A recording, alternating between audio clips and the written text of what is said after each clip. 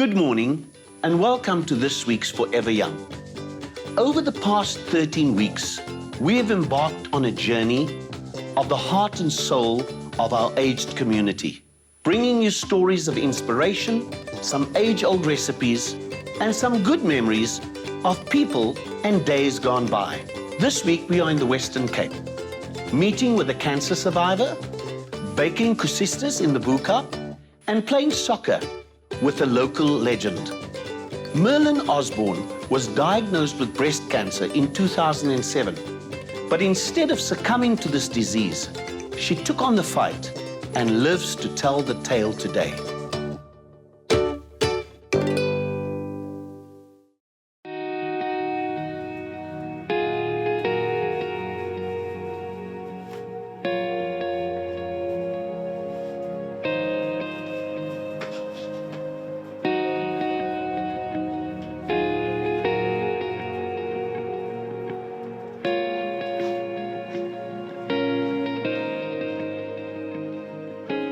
I'm Merlin Osborne. I was diagnosed with breast cancer 12 years ago. I was 48 years old.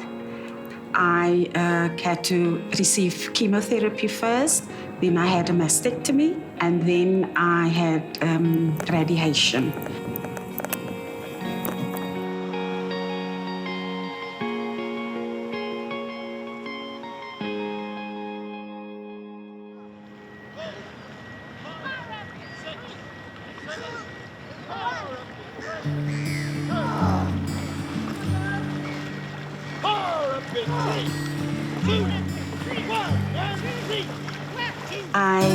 I joined the Amabele Bells. Amabele meaning breast in Xhosa.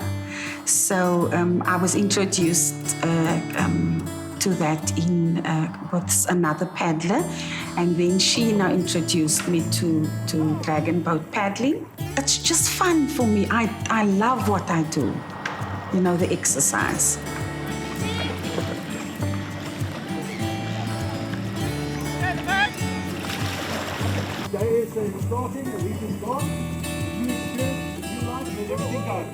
The benefits of dragon boating can be understood under different categories. So from a physical benefit point of view, it enables them to become physically active. And when you're physically active, you are generally in a better space. What it does is it builds up muscle strength and stamina. And it also helps with the drainage of fluid, lymphedema. And then from the psychological point of view, I think it has a really profound effect. Breast cancer survivors, they have a mental scar. And the mental scar is having faced this terrible diagnosis and what it means for them and their families. Being part of a dragon boating group, team, enables them to engage with other people who have also had breast cancer and are survivors. Okay, ladies and gents, okay? As you all know, we are a support group on water, right? Breast cancer survivors and supporters and spouses and friends and family and everybody, okay? I would like to introduce you to Zandile. She is a very young breast cancer survivor. After I was diagnosed with stage 2 breast cancer in October, my colleagues suggested I go for therapy or counseling. So I just advised that I don't think that would work for me. In order to accept that I have breast cancer, I need to speak to someone that has been through the journey. Though I understand that each person's journey is different, but I think at the time I thought getting in touch with someone that had breast cancer would be good for me.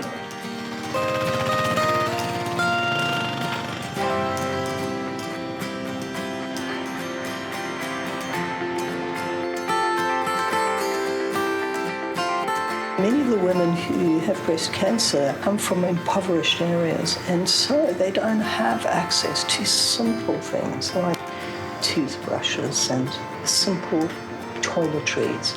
So Merlin brings many new members from across our demographic profile of our country, of our city.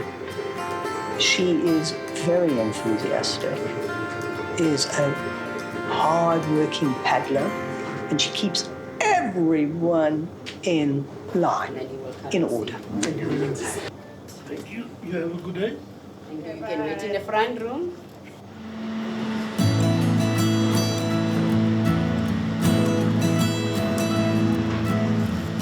After my diagnosis, this was a promise that I'm going to go into the community where I'm going to educate, be support for people. You know, if I can encourage one person per year in my life, motivate, like Zandile, just get through to people. She took me through her journey, and then she took me in the road of acceptance, understanding cancer itself. That's what I needed at the time. So for me, it was like an eye-opening. I felt better afterwards. When I got home, I was a totally new person.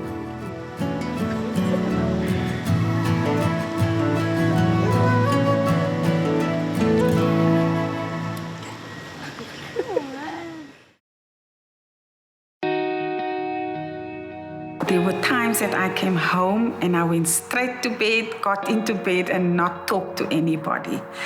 But with the support structure that I had, I could call on certain people and just say, look, I'm not feeling well now.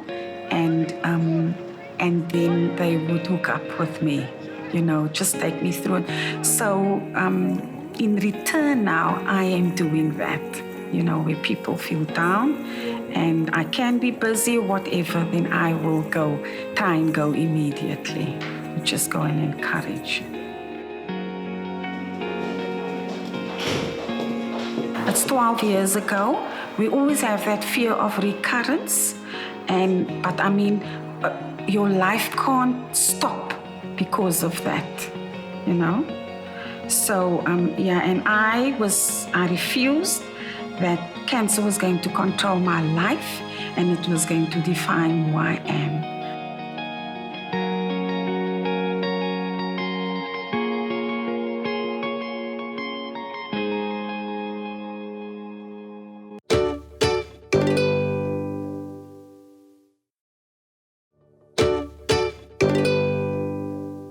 Stories such as these give me hope and make me proud to be able to sit here and share them all with you. The Boekap is the home of the artisans and the tradespeople that built the Cape, as well as the first freed slaves. It's a predominantly Muslim community whose food has become an integral part of the culinary history of South Africa. We went to go and find out about the famous kusista as made by Auntie Yasmin.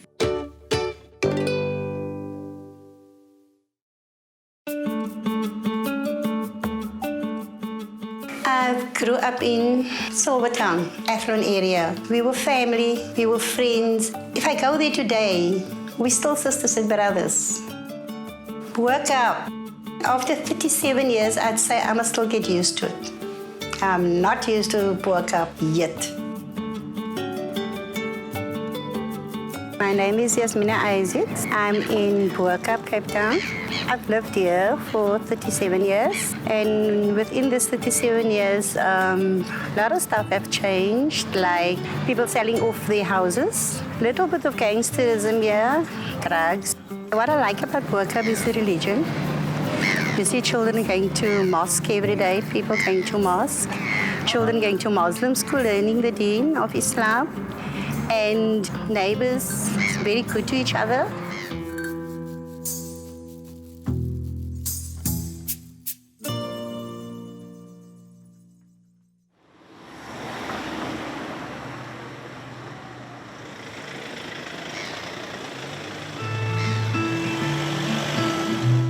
I'm making, like I shall say, an oudtydse cook system. Why I say oudtydse? It comes, in my life, it comes along 38 years, 39 years. So I am making it exactly the same like it was made that years. Cook Sisters goes way back in my mom's time. And we used to have Cook Sisters on a Sunday morning. And up till today, we're still having it on a Sunday morning, though. And I've learned to make Cook Sisters from her. But for today, I just add a little bit of spice. And then there is one secret spice that I use, which is a nachi peel. I don't make it to sell, though. I make it for the family.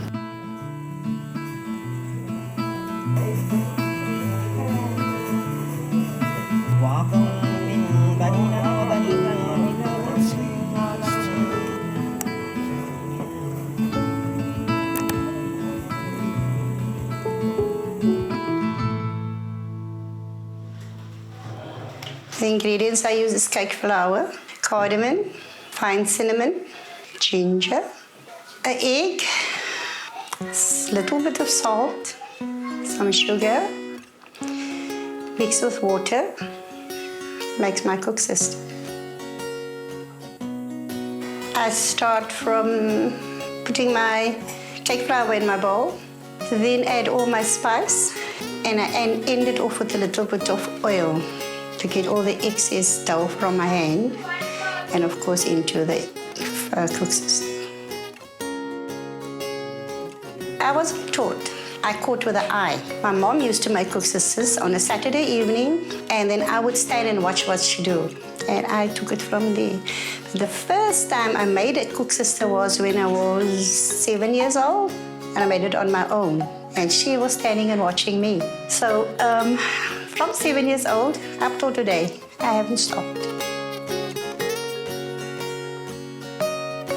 Memories is sad though, because I was in a Cape Malay cookbook, and because I got all these recipes from my mom, cooking food and everything, she's not here today to experience all this with me. So it's a very sad part for me of doing any dish I'm doing in my home.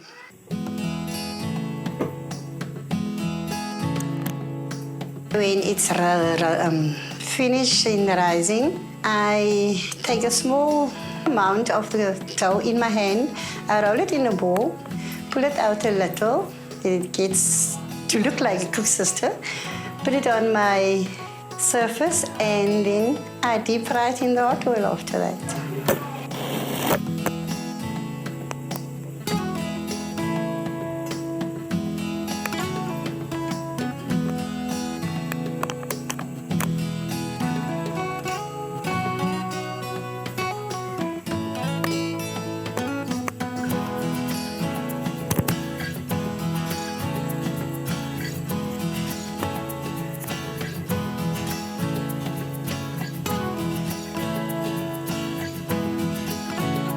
For 1 cup of sugar, 1 cup of water, I use a 1/4 cup of sugar, and I let that boil until it gets nice and moist. Not too moist though. And then I put a small little bit of butter to get a beautiful glaze on my Cook Sister, and that's it.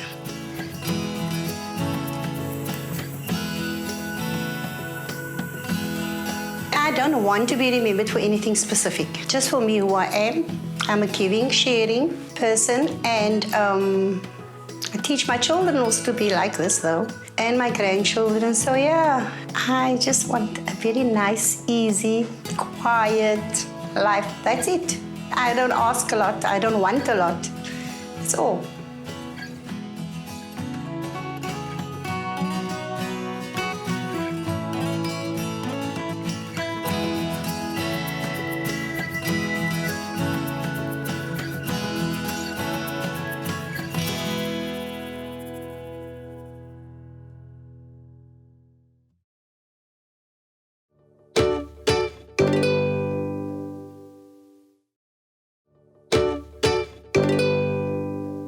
I know of very few households who don't have a plate of warm, sweet, syrupy kusistas on their table on a Sunday morning.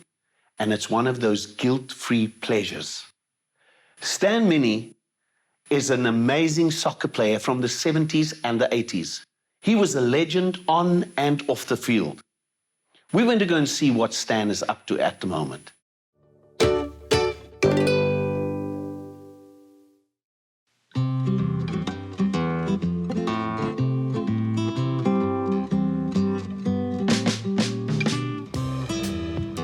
Stan name is synonymous with the greats of football of the Western Cape and South Africa.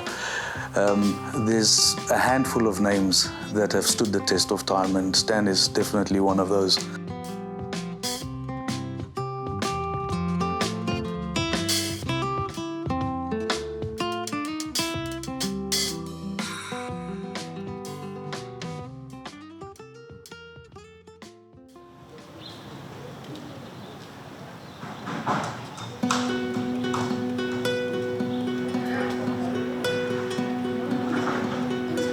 My name is Stan Minnie.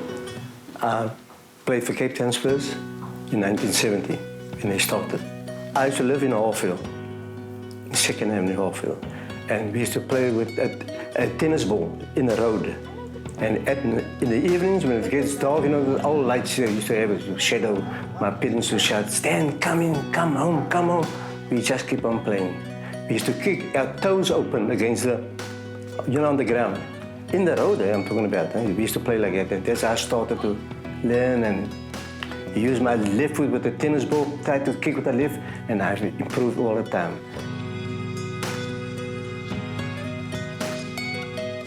We started the professional league at Willem Herbert, right? That was in 1917.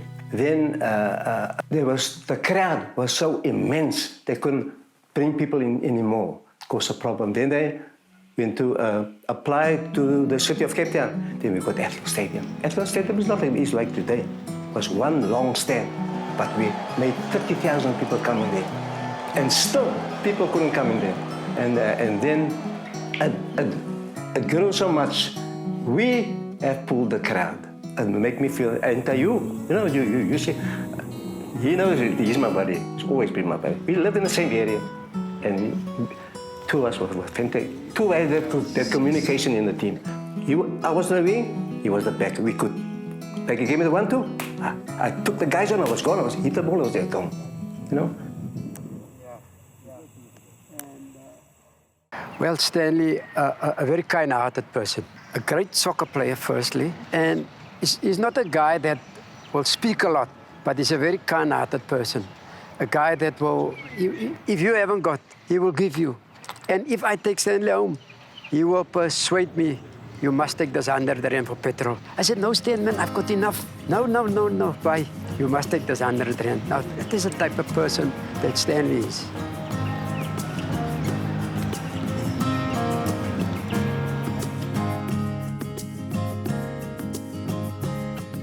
Playing for Cape Town Spurs was an absolute honor. You know, when you think of the legends that have donned that jersey, it was absolutely something special to be selected to play for that team.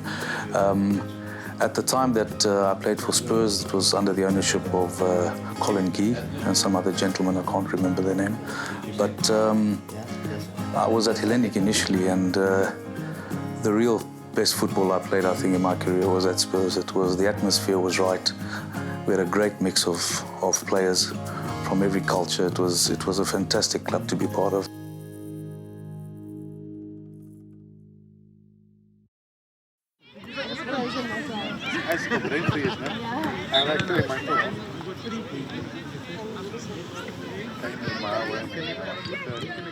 I'm in Berkeley, watching my grandson practicing with his new club. I remember when I used to play in the 60s, I'm talking about the 60s now.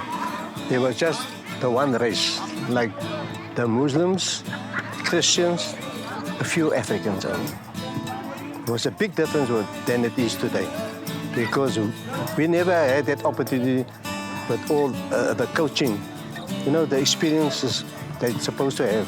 We never had that, but we had that zeal for the game, I think, that actually carried us actually through this.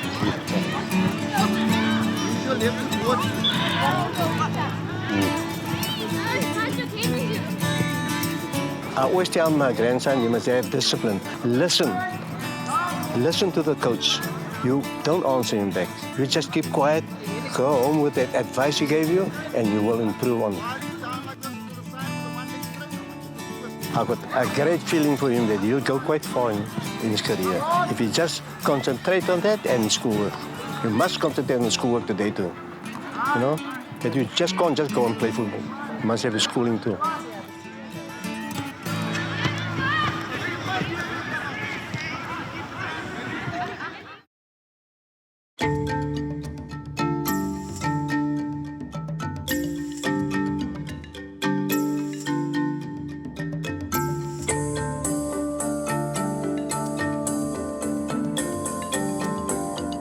legacy I would like to leave is that they must remember me. There may not be so much people that will remember me because they're all gone today. They're all dead. They used to be my fans. The only thing what I gave off over my career to the younger generation, I think I did a lot for the younger generation. As soon as I bought that house in Lotus River, I went to help the schools even for free. And what person would do that? You tell me. I had more time for football than for being at home.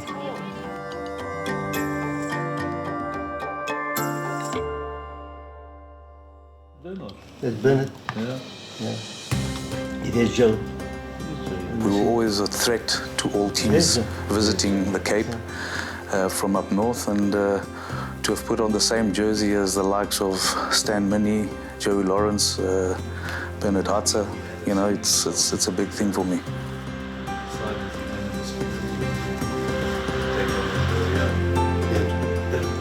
Thank you once more.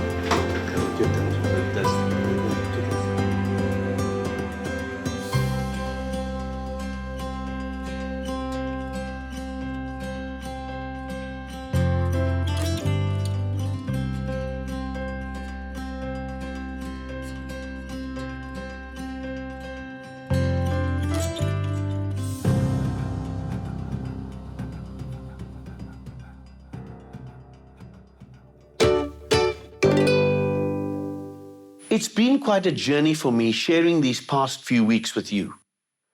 I hope you have enjoyed it as much as I have. Remember, it's not goodbye, it's so long, till we see each other again.